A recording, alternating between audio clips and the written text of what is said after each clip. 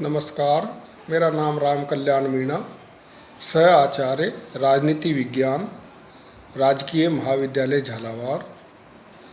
आज हम BA part first paper first में जो शक्ति की धारणा है उसमें शक्ति के कौन कौन से स्रोत हैं उनके बारे में अध्ययन करेंगे। शक्ति का अर्थ स्पष्टता के साथ समझने के लिए शक्ति के स्रोतों का अध्ययन किया जा सकता है। वस्तुतः शक्ति अनेक स्रोतों से उत्पन्न होकर विभिन्न रूपों में अपने आप को प्रकट करती है। नेपोलियन, हिटलर, लेनिन और गांधी ये सभी शक्तिशाली थे, लेकिन इनकी शक्ति के स्रोतों में भेद था। शक्ति के स्रोतों की कोई पूर्ण सूची तो देना संभव नहीं है, क्योंकि विचारकों में इस संबंध में बहुत अधिक मतभेद हैं। फिर भी शक्ति के कुछ प्रमुख स्रोतों का उल्लेख निम्न रूपों में किया जा सकता है। पहला, ज्ञान। शक्ति का प्रथम स्रोत ज्ञान है।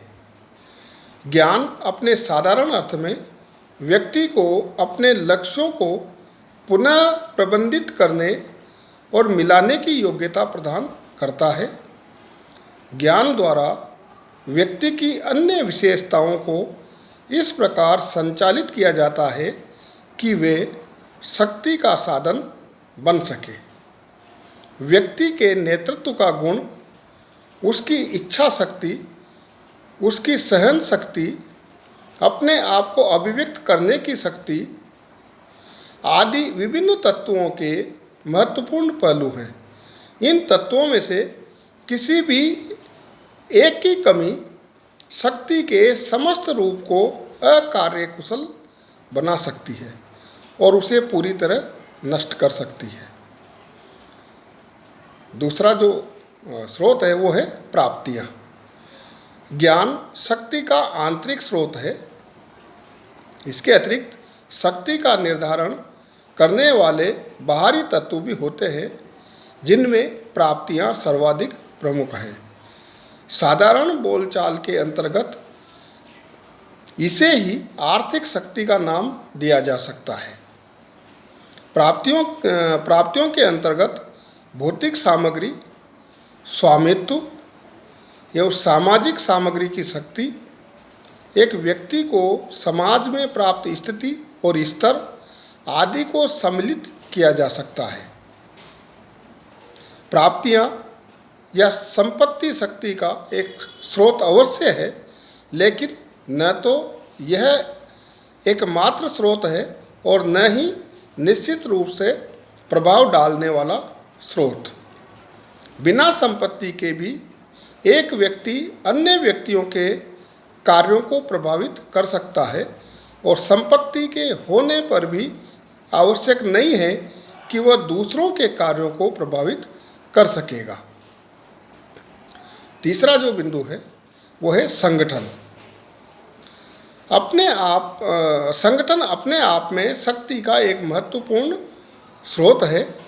कहावत भी है, संगठन ही शक्ति है। विभिन्न प्रतिद्वंदितापूर्ण इकाइयाँ आपस में मिलकर संघ बना लेती है तो उनकी शक्ति कई गुना बढ़ जाती है।